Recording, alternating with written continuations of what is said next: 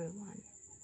3 4 days, no, since the earthquake, no, the typhoon Tinoy hit the Cebu, and then just today I got the signal to my phone, and then just like and one of my papa's siblings called me that one of my auntie in the city is safe, even though just like their house already washed with just like zero, or they didn't serve any single thing, only themselves. It's like it was, I don't know what to do, and then just like the relief goods in our house, and then this is on the earthquake. We just like give some of those to her because it's not so easy that they experience those things, and then just like they are away from us, and then like my papa is going to my grandma's house together with his other sister to do something or to get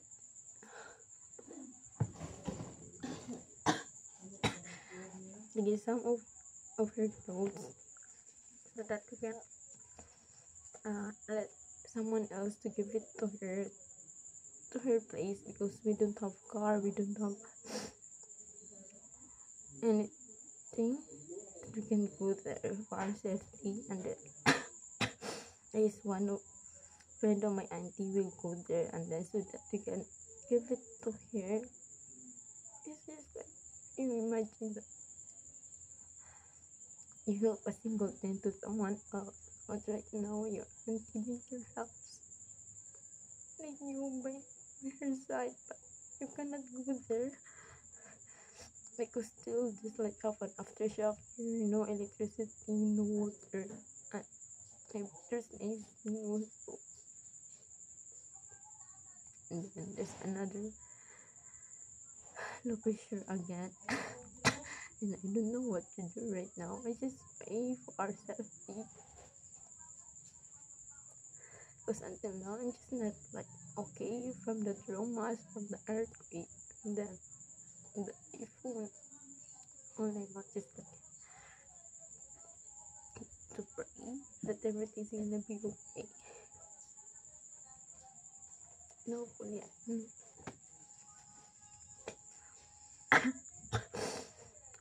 I can see her when I'm going to the city to hug her, so that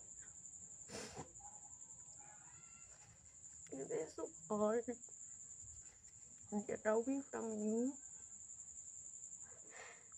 when we are just celebrating my grandma's 76th birthday, and a typhoon suddenly hits in another day. It's like a struggle, and we can overcome all of this through God's guidance.